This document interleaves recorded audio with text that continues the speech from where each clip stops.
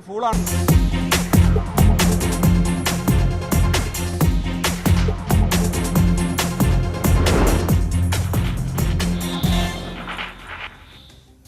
തെരഞ്ഞെടുപ്പിലെ വിജയത്തിന് ശേഷം അധികാരമേറ്റ് തുടങ്ങിയിരിക്കുന്ന പുതിയ സംസ്ഥാന സർക്കാരുകളുടെ വിശേഷങ്ങൾ കൂടിയാണ്. മധ്യപ്രദേശിന്റെ പ്രോടൈം സ്പീക്കറായി ഗോപാൽ ഭാർഗവ ചുമതലയേറ്റിരിക്കുന്നു. അദ്ദേഹം മുൻ മന്ത്രി കൂടിയാണ്. ഏതായാലും മധ്യപ്രദേശ് പുതിയ മന്ത്രിസഭയുടെ ആദ്യ യോഗം ഈ മാസം 18-ന് തുടങ്ങുന്ന ഒരു ഇതുകൂടിയുണ്ട്.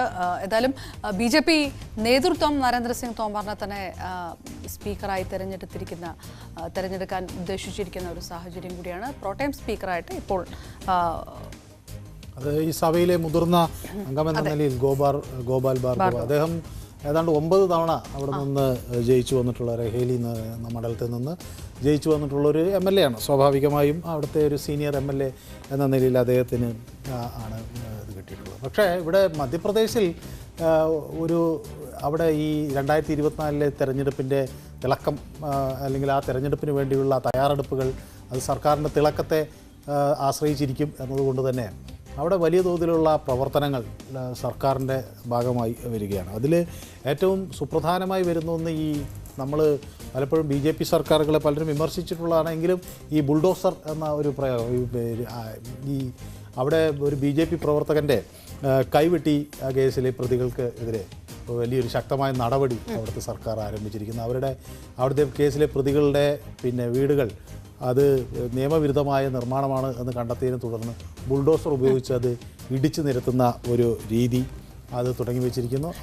മന്ത്രിസഭ ചേർന്ന ഉടനെ തന്നെ ആദ്യ ഉത്തരവുകൾ ഇറക്കുന്നത് അടക്കം ഉള്ള കാര്യങ്ങളിലേക്കൊക്കെ ആദ്യ ദിവസം തന്നെ നടപടികളിലേക്ക് കടക്കുകയാണ്. മാത്രമല്ല ഇപ്പോൾ കുറേ കാലങ്ങളായുള്ള പ്രശ്നം ലൗഡ് സ്പീക്കറുടെ ഉപയോഗം, ആദ്യം ഇറച്ചി വിൽപ്പന നിരോധിച്ചത്, പരസ്യമായുള്ള ഇറച്ചി വിൽപ്പന നിരോധിച്ചുകൊണ്ടുള്ള നിയമങ്ങൾ വന്നു. അപ്പോൾ ഈ 80ഓളം ഇല്ലീഗൽ ആയിട്ടുള്ള ഇത്തരം സ്ഥാപനങ്ങൾ, അതായത് ഈ ഇറച്ചി വിൽപ്പനയെ സംബന്ധിച്ച് ശരിക്കും വലിയ ശക്തമായ നിയമങ്ങൾ നമ്മുടെ രാജ്യത്തുണ്ട്. ഈ ഇറച്ചി ഇങ്ങനെ രക്തത്തോടു കൂടി പൊതുനിരത്തിൽ പ്രദർശിപ്പിക്കരുത് എന്നൊരു പൊതു നിയമം പല സംസ്ഥാനങ്ങളിലും ഉണ്ട്. അപ്പോൾ അതിൻ്റെ ഭാഗമായി അത് അങ്ങനെ പരസ്യമായി വെക്കുന്നതിനെതിരെ അല്ലെങ്കിൽ അതിൻ്റെ വേസ്റ്റ് മാനേജ്മെൻറ്റിനെ സംബന്ധിച്ചൊക്കെ വളരെ ശക്തമായ നിയമങ്ങളുണ്ട്. നമ്മുടെ ഇവിടെ കേരളത്തിൽ ഇത് സംബന്ധിച്ചുള്ള ഒരു ആദ്യ ഇത് കൊണ്ടുവന്ന നമ്മുടെ MK ഹരിദാസ് എന്ന RTI ആക്ടിവിസ്റ്റാണ്. അദ്ദേഹം നടത്തിയ ഒരു അന്വേഷണത്തിൽ ആ നിയമത്തിൻ്റെ വിശദാംശങ്ങൾ അദ്ദേഹം പുറത്തു കൊണ്ടുവന്നു. ഈ ഇറച്ചി പരസ്യമായി ഇങ്ങനെ വെക്കുക, അതിൽ നിന്ന് ചോര ഒലിച്ചു പോകുന്ന ദൃശ്യമുണ്ടാക്കുക, അത് കുട്ടികളും അതുവഴി നടന്നു പോകുന്നവർ കാണുക, അതിനൊക്കെ കുറേ കൂടി ഒരു ശാസ്ത്രീയമായ ഒരു വശം വേണം എന്നൊരു നിയമം ഉണ്ട്. അപ്പോൾ അതൊക്കെ കുറെ കൂടി കർശനമായി നടപ്പിലാക്കുന്നു എന്നാണ് സർക്കാർ അവകാശപ്പെടുന്നത്. ഒറ്റ ദിവസം കൊണ്ട് 80 ഇറച്ചി കടകൾ പൂട്ടിക്കുക എന്ന് പറയുന്ന ആ ഒരു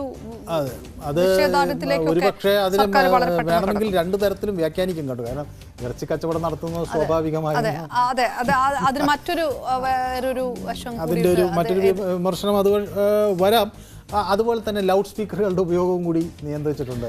ലൗഡ് സ്പീക്കറുകളുടെ ഉപയോഗം പറയുമ്പോൾ അതായത് എവിടെയൊക്കെയാണ് പ്രധാനമായിട്ടും ഉച്ചഭാഷണങ്ങൾക്ക് നിയന്ത്രണം ഉണ്ടാകുന്നത് എന്നുള്ളത്, ഈ മതപരമായിട്ടുള്ള സ്ഥലങ്ങളിൽ പാട്ടുകൾ പ്ലേ ചെയ്യുന്നത് സംബന്ധിച്ച് ശബ്ദ നിലവാരം പരിശോധിക്കുമെന്നൊക്കെയാണ് കാണുന്നത്. അതായത് എല്ലാ സ്ഥലങ്ങളിലും ആണോ അതോ ചില സ്ഥലങ്ങളിൽ അപ്പോഴും ഈ പറഞ്ഞ പോലെ തന്നെ ആ കണ്ണിന് അത് ചോദ്യം ചെയ്യപ്പെടാവുന്നതാണ്, ആ ഒരു പെർസ്പെക്റ്റീവ് ചോദ്യം ചെയ്യപ്പെടാവുന്നതാണ്. അത് പല ഘട്ടങ്ങളിലായി ഇത് സംബന്ധിച്ചിട്ടുള്ള കോടതി വിധി വന്നിട്ടുണ്ട്. സുപ്രീം കോടതി തന്നെ 2005 ഇത് സംബന്ധിച്ചുള്ളൊരു തീരുമാനം എടുത്തത്. അന്ന് ഈ രാത്രി 10 തൊട്ട് രാവിലെ 6 മണി വരെ ആണ് ഈ മൈക്കുകൾക്ക് നിയന്ത്രണം വേണം എന്നുള്ളത്. പിന്നെ ഒരു പ്രധാന എന്തെങ്കിലും ആഘോഷങ്ങൾ നടക്കുന്ന കൊല്ലത്തിലെ 15 ദിവസങ്ങളിൽ ഇതിനൊരു ചെറിയ ഇളവ് നൽകാം എന്ന് പിന്നീട് സെപ്റ്റംബർ 2005 കോടതി പിന്നീട് വിധിക്കുകയൊക്കെ ചെയ്തിട്ടുണ്ട്. ഏതായാലും അല്ലെങ്കിൽ പൊതു ആവശ്യം എന്തെങ്കിലും ഒരു വളരെ പൊതുവായ ഒരു ആവശ്യമുണ്ട്,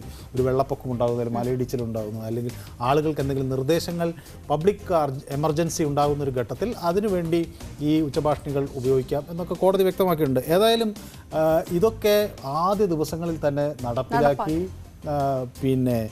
ഈ വിഷയം ചർച്ചയ്ക്ക് വരികയും ഒക്കെ ചെയ്തിരിക്കുന്നു. അത് സംബന്ധിച്ചുള്ള അവരുടെ പ്രതികരണങ്ങളും മധ്യപ്രദേശിൽ നിന്ന് വരികയും മാധ്യമപ്രവർത്തകർ അവരോട് ചോദിക്കുകയും എന്താണ് ഇങ്ങനെയുള്ള നടപടികൾക്ക് പുറകിൽ എന്ന് ചോദിക്കുകയും ചെയ്യുമ്പോൾ അത് സംബന്ധിച്ചുള്ള ചില വിശദീകരണങ്ങളും അവർ നൽകുന്നുണ്ട്.